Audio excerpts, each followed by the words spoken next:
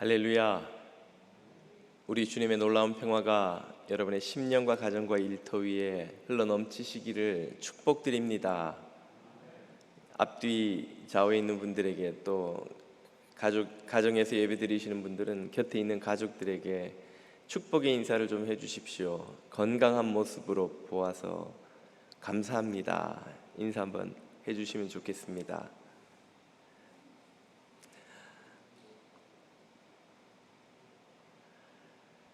이 세상의 모든 이들이 행복과 건강을 원합니다. 어떻게 하면 행복하고 건강하게 살아갈 수 있을까요?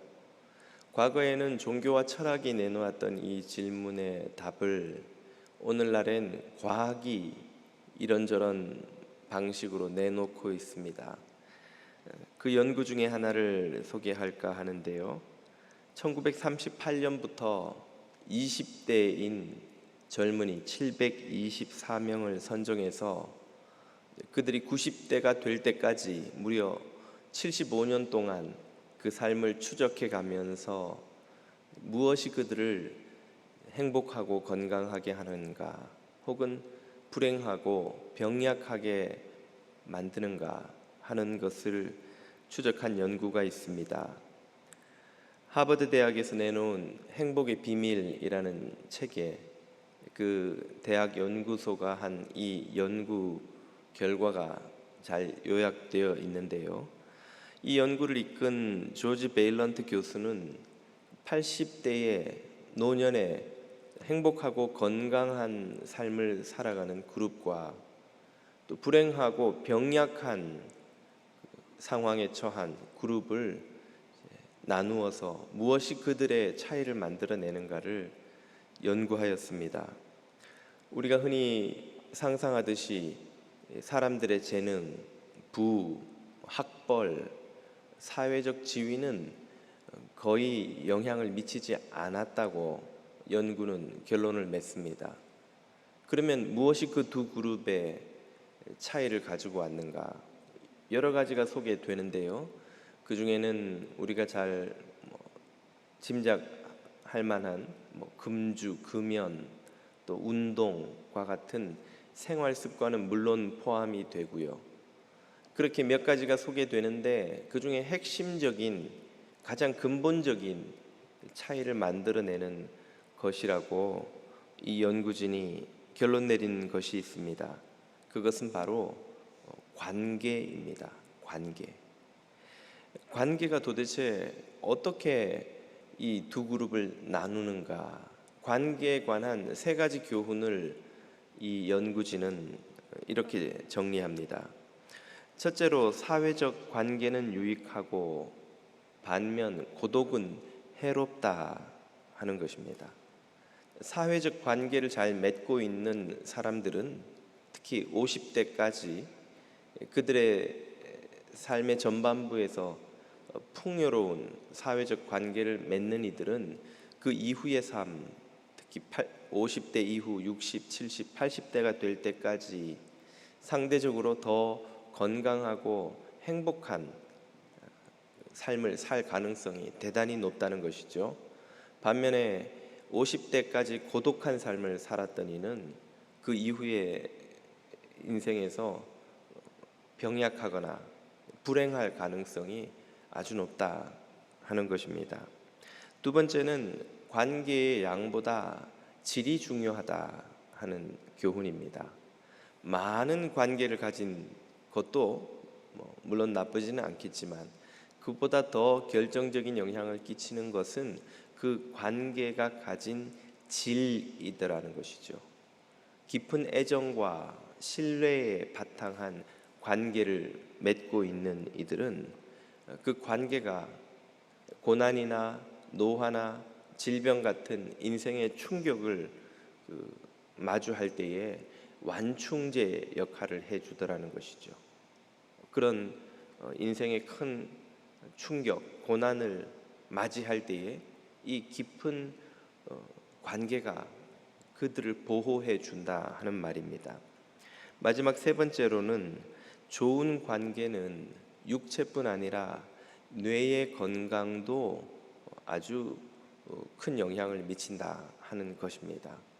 이런 깊은 관계를 맺고 있는 이들은 80대의 노년이 되었을 때에 육체도 상대적으로 더 건강하지만 그들의 정신도 훨씬 건강해서 기억력이나 판단력에 있어서 많은 높은 좋은 수치를 보여주더라 하는 것입니다. 이 하버드 대학 연구진은 75년 동안에 참 기념비적인 연구를 통해서 우리 인생의 행복과 건강에 이 좋은 관계가 얼마나 큰 영향을 미치는가를 잘 분석해서 결론을 내어 주었습니다. 그러나 이 연구에서는 그 좋은 관계는 그럼 어떻게 맺을 수 있는가, 지켜낼 수 있는가 하는 답은 아직 주지를 못하고 있는데요. 여러분이 그 답을 얻으시려면 75년만 더 기다리시면 되지 않을까 싶습니다만, 기다리시기 지루할 테니까 제가 개인적인 경험으로 팁을 한 가지 드릴까 합니다. 좋은 관계를 맺고 유지할 수 있는 비밀은 무엇일까요? 저의 경험으로는 그것은 잘 잊는 것이라고 하겠습니다. 뭐를 잘 잊는단 말인가? 섭섭한 일을 잘 잊는 것, 잊어주는 것이라고 말씀드릴 수 있겠습니다. 망각이라는, 좋은 의미에서 망각이라는 이름을 붙여볼 수도 있겠는데요. 우리의 관계라는 것은 가까울수록 더 섭섭한 일이 자주 생깁니다. 기대치가 높기 때문이죠. 잘 모르는 사람에게 섭섭한 일을 당하는 경우는 별로 없습니다. 기대치가 낮으니까요. 배우자, 자녀, 부모, 친구, 동료, 교우, 내가 더 믿고 더 신뢰하고 더 사랑할수록 섭섭한 일을 겪을 가능성도 그만큼 높아집니다. 세상에 완벽한 사람이란 존재하지 않으니까요. 그 섭섭한 일을 마음에 담아두고 있으면 그만큼 관계가 멀어지고, 그 섭섭한 일을 풀지 않고 있으면 그 관계에 문제가 생깁니다. 그래서 예수님도 화가 나는 일이 있어도 해가 지기 전에 노를 풀어라, 풀어라, 화해하라고 말씀하신 것이 아닐까 생각됩니다. 제가 새 아이를 양육하며 아내와 조금 더 있으면 거의 20년을 살게 되는데요. 어르신들한테는 대수롭지 않은 것이겠습니다만은, 어떻게 20년 동안 한 여자와 함께 살아왔느냐 물으신다면 그 비결이 잘 있는 것이다 라고 생각을 합니다. 아내가 저를 굶기고 때리고 학대한 것들을 마음에 품고 있으면 뭘 하겠어요? 빨리 잊는 것이 관계를 지켜나가는 길이지요. 물론 아내는 때릴 땐 때려도 돌아서면 또 잊어주는 사람이에요. 참 좋은 사람입니다. 그래서 우리 관계가 20년 가까이 유지되는 것이 아닌가 생각을 합니다만, 아내 역시 저에게 섭섭한 일이 참 많았겠지만 다 잊어주었으니까 함께 지내는 것 아닐까 싶습니다. 잊는다는 것, 그것은 곧 용서한다는 것이죠. 어떤 관계도 용서 없이는 지속될 수 없습니다. 가족, 친구, 동료는 마찬가지겠지만 공동체, 심지어 국가도 마찬가지입니다. 지난 목요일에 6.25 70주년을 맞이했습니다. 참 우리 민족 역사에 씻을 수 없는, 그리고 지금까지도 그 후유증을 겪고 있는, 앓고 있는 이 비극적인 동족 상잔의 사건을 가슴에 품고 그때의 원한을 잊지 않고 살아간다면 어떻게 남과 북이 화해를 하고 평화를 이루고, 그리고 더 나아가 통일이라는 꿈을 이룰 수 있겠습니까? 36년간의 식민지의 그 참혹했던, 떠올리기도 고통스러운 시간들을 우리가 잊고 또 용서하지 않는다면 어떻게 이웃 국가인 일본과 전쟁을 치르지 않고 발전적인 관계를 맺으며 미래로 향해 나갈 수 있겠냐는 것이죠. 개인이든 공동체든 국가든 잊어주고 용서해 주는 것 없이는 어떤 관계도 유지될 수 없는 법입니다. 그래서 예수님께서도 제자들에게 가르치신 기도에서 오늘 우리에게 주신 이 기도문을 기도하라고 가르치신 것입니다. 산상설교 중에 주기도문을 우리는 살펴보고 있습니다. 주기도문의 구조를 설명을 드렸었지요. 전반부에서 하나님의 나라를 구하는 기도를 드렸다면 후반부에서는 우리의 필요를 구하는 기도를 드립니다. 이 후반부의 기도 중에서도 또 전반부는 육의 필요를 구하는 기도를 드렸다면 후반부는 영의 필요를 구하는 기도를 드리지요. 2주 전에 우리는 육의 필요를 우리에게 일용할 양식을 주옵소서 하는 기도문으로 살펴보았습니다. 오늘 읽은 본문은 그 다음에 이어지는 영의 필요를 구하는 기도인데요. 그 기도는 크게 세 가지 문제를 거론합니다. 첫째는 죄요, 둘째는 시험, 셋째는 악입니다. 이 중에서 죄에 대해 우리가 오늘 묵상해 보려고 하는데요. 오늘 본문 12절이 이렇게 기도하지요. 우리가 우리에게 죄 지은 자를 사하여 준 것 같이 우리 죄를 사하여 주시옵고. 이 함정의 기도 속에는 우리 영의 건강에 필수적인 두 가지 요소가 등장합니다. 그것은 우리에게 죄 지은 자를 사하여 주는 것, 즉 이웃을 용서하는 것이죠. 또 하나는 우리 죄를 사하여 주시는 것, 하나님으로부터 받는 용서입니다. 이웃을 향한 용서와 하나님으로부터 받는 용서, 이 두 가지의 용서가 없이는 우리의 영이 결코 건강할 수 없다는 말이죠. 우리 육체를 위해서 일용할 양식이 필요하듯 우리의 영을 위해서는 용서가 필요합니다. 하나님께로부터 오는 용서, 이웃에게로 나가는 용서. 죄는 영혼의 암과 같습니다. 이 죄를 그냥 두면 우리의 삶을 고통스럽게 하고 심지어 죽음에 이르게 하죠. 육체의 암과 같습니다. 죄는 모든 불행과 고통의 근본 원인입니다. 암을 발견하면 우리가 빨리 수술을 하고 또 키모나 이후의 치료를 통해서 그 암의 뿌리까지를 다 뽑아버려야 하듯이 우리 영혼의 죄를 발견하면 어떻게 해야 합니까? 수술하고 키모하듯이 그 죄를 뿌리 뽑아야 하는 것이죠. 그것이 바로 주님 앞에 그 죄를 들고 나아가 고백하고 하나님의 은혜와 십자가의 보혈로 씻김을 받는 것입니다. 그래야 우리의 영혼이 살아나고 관계도 회복되지요. 용서받은 영혼만이 하나님을 예배할 수 있습니다. 용서받은 영혼만이 이웃과 평화를 누릴 수 있습니다. 그래서 우리는 죄사함을 위해 기도해야 한다고 예수님이 가르쳐 주신 것입니다. 이런 죄사함을 위한 기도는 그렇다면 얼마나 자주 드려야 하는 것일까요? 얼마마다 한 번씩 이 죄사함을 위해 기도하는 것이 좋을까요? 그것은 이 기도문 자체에 이미 답이 들어 있습니다. 바로 앞문맥에서 우리는 일용할 양식을 구하는 기도를 드렸었죠. 그 기도를 왜 일용할 양식을 구합니까? 매일 드리는 기도이기 때문에 그런 것이죠. 만약에 일주일에 한 번씩 드리는 기도라면 일주일치 양식을 구했을 테고, 한 달에 한 번씩 드리는 기도라면 한 달에 한 번씩, 한 달치 양식을 구했겠지요. 그러나 일용할 양식을 구했다는 것은 이 기도를 매일 드린다는 의미죠. 마찬가지로 우리의 죄 사함을 구하는 기도, 이것 역시 매일 주님 앞에 들고 나가야 하는 기도인 것입니다. 우리는 매일 은혜의 폭포수 아래 나아가서 우리를 씻어야 할 필요가 있습니다.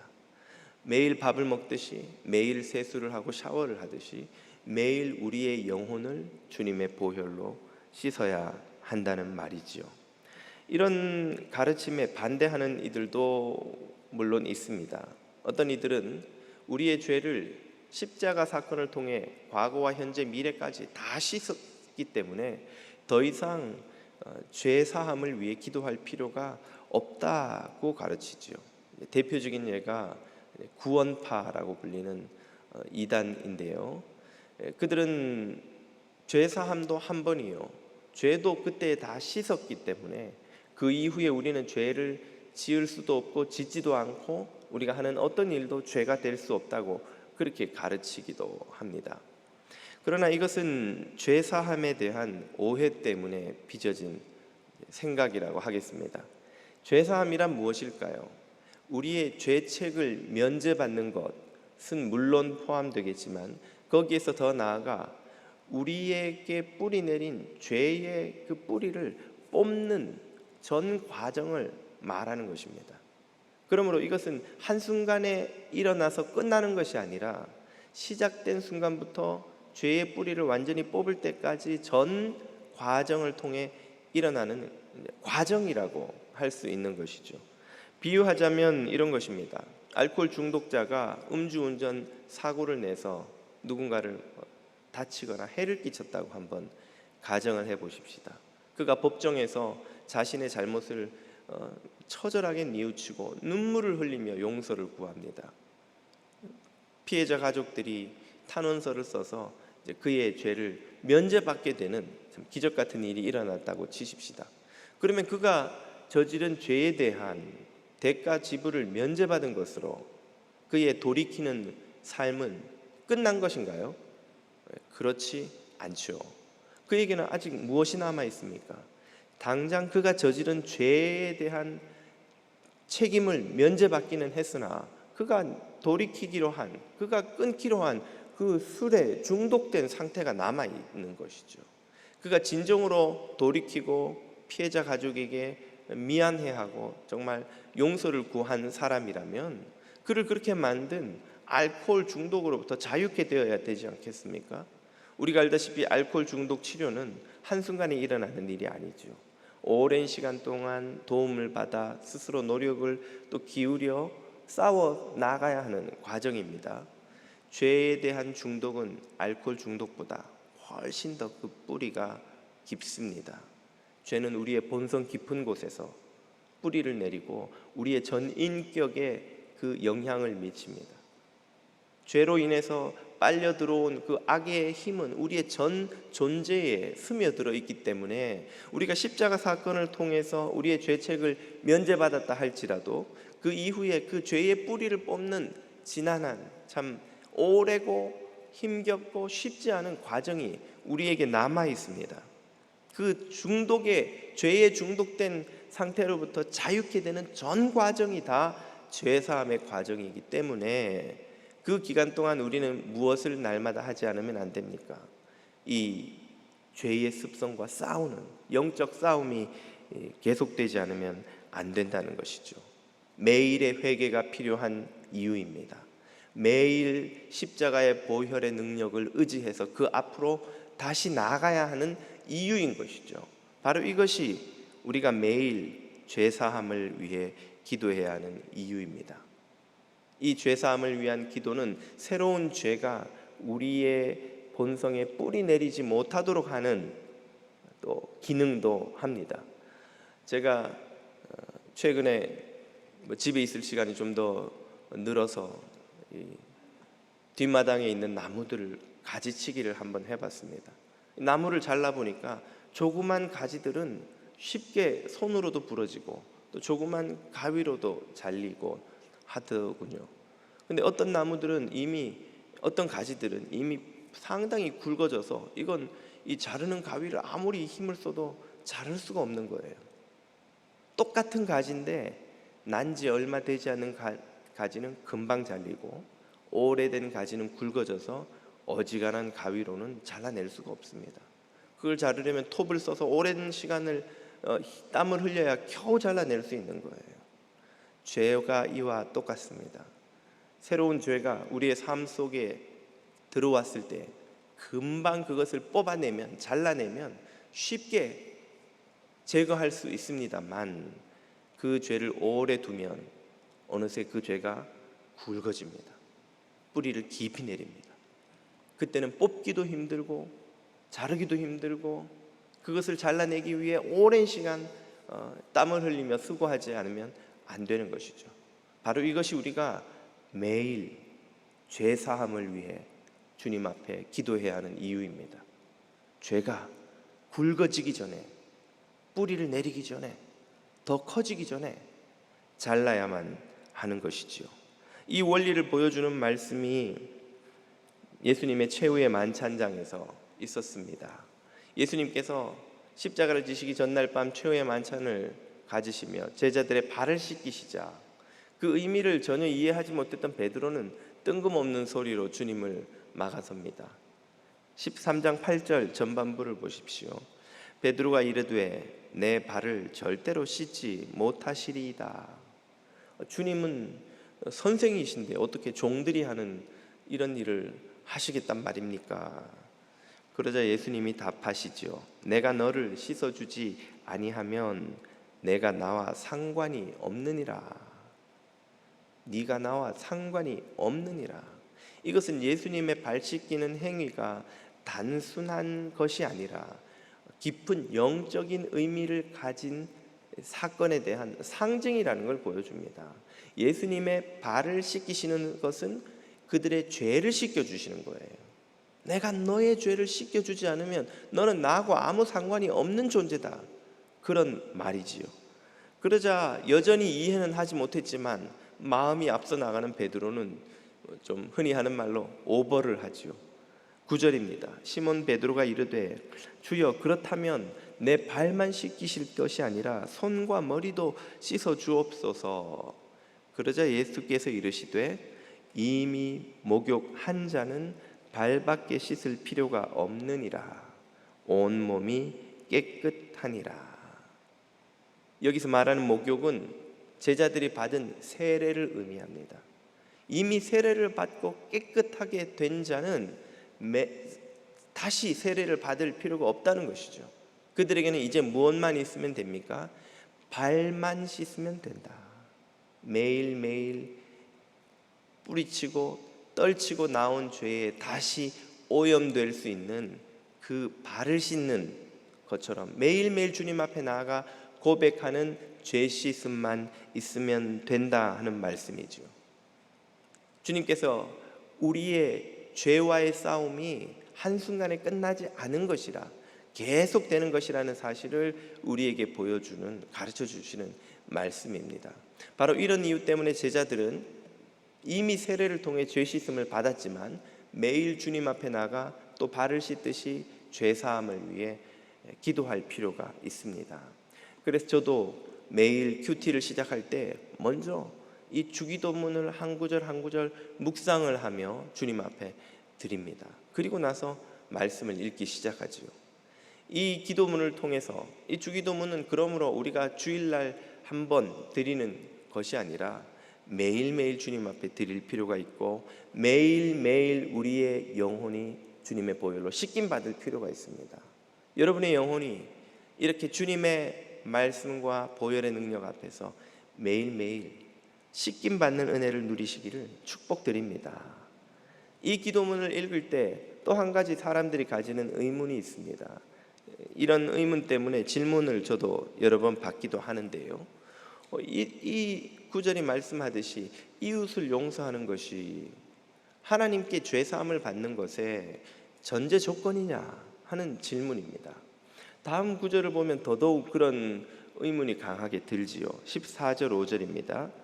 너희가 사람의 잘못을 용서하면 너희 천부께서도 너희 잘못을 용서하시려니와 너희가 사람의 잘못을 용서하지 아니하면 너희 아버지께서도 너희 잘못을 용서하지 아니하시리라.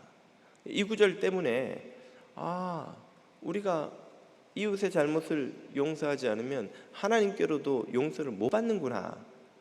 이것이, 이 이웃을 용서하는 것이 하나님께 용서받는 것의 조건이 되는구나 라는 오해를 하기도 하는 것이죠.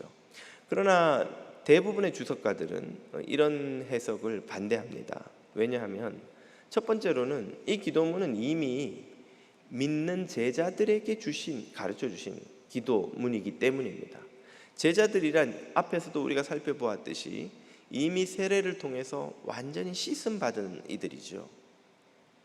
그들이 씻음 받을 때에는 아무런 조건 없이 하나님께로부터 완전한 은혜로 그 죄 씻김을 받은 것입니다. 그런데 이제 와서 이웃을 용서하지 못하면 그 하나님이 주신 용서를 소급해서 없던 것으로 하시겠다는 것은 성경의 가르침과 맞지 않는 것이라는 말이죠. 두 번째로, 이웃을 용서하는 것은 공로가 될 수 없기 때문입니다. 우리가 우리에게 잘못한 사람을 용서했다고 쳐도 그것이 우리가 하나님 앞에 내놓는 어떤 공로, 자격, 상급의 이유가 될 수 없다는 말이죠. 그리고 다시 말씀드리지만 하나님이 우리를 용서하신 것은 이런 상급이나 이런 공로나 자격과 상관없이 어떤 것도 요구하지 않은 채 오로지 하나님의 은혜로만 된 것입니다. 이미 우리가 알듯이 우리가 아직 죄인 되었을 때에 그리스도께서 우리를 위하여 죽으심으로 하나님께서 우리에게 대한 당신의 사랑을 확증하셨느니라. 우리가 죄인이었어요. 이웃을 용서할 자격도 능력도 의지도 없을 때에 주님은 우리를 이미 사랑하셔서 용서하셨습니다.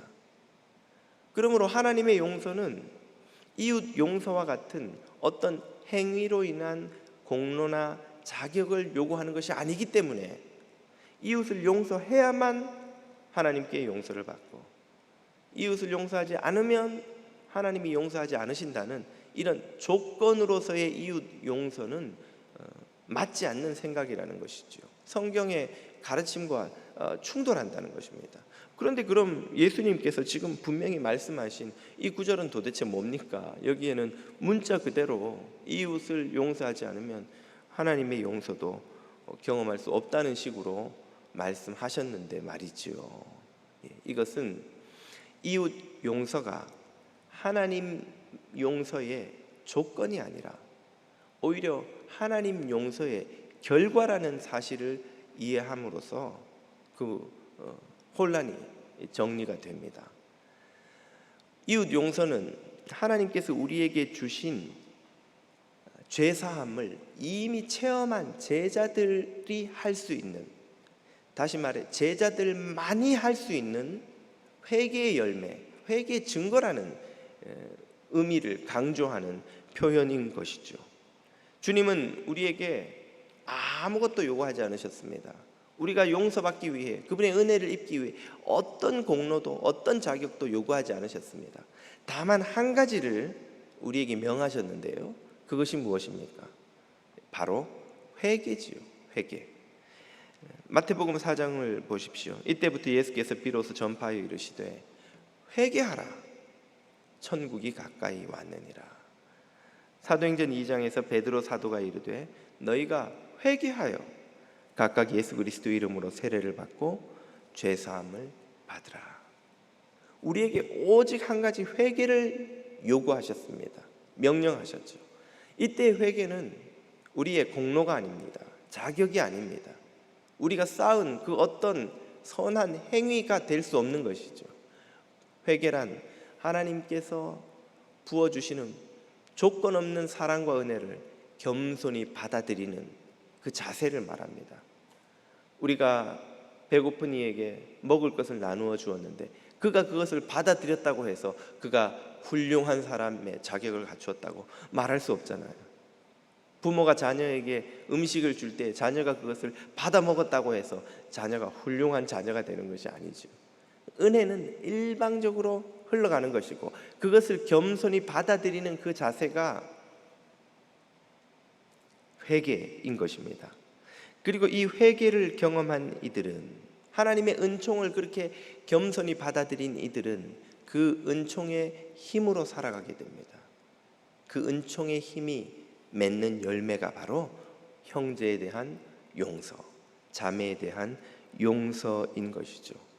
그러므로 정리하자면 본문의 의미는 이웃을 용서하는 것이 하나님의 용서를 받는 조건이 아니라 하나님의 용서를 이미 받으니까 그 은혜의 힘으로 행할 수 있는 열매가 이웃을 용서하는 것이다라는 것이죠. 예. 즉 열매가 우리의 회개의 참됨을 증명한다는 의미입니다. 성경은 그 열매를 강조하는 말씀을 우리에게 여러 곳에서 가르쳐 주십니다. 마태복음 7장에서 이렇게 예수님이 말씀하시죠. 좋은 나무가 나쁜 열매를 맺을 수 없고 못된 나무가 아름다운 열매를 맺을 수 없느니라. 아름다운 열매를 맺지 아니하는 나무마다 찍혀 불에 던져지느니라. 이러므로 그들의 열매로 그들을 알리라. 열매가 그가 한 회개의 참됨을 증명한다는 말이죠. 그러므로 예수님께서 오늘 가르쳐 주신 이 기도문은 우리에게 매일매일 하나님의 죄사함의 은혜를 의지하라는 가르침인 동시에 그 하나님의 은혜를 힘입어서 이웃까지도 용서하는 자리로 나아가라 하는 명령이기도 합니다.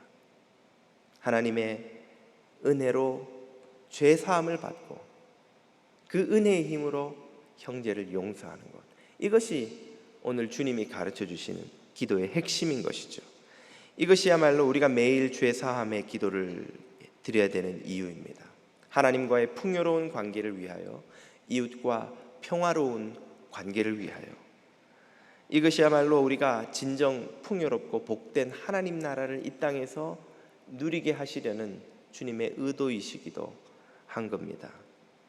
오늘 이 기도가 여러분의 영혼에서 우러나오고 있는지요?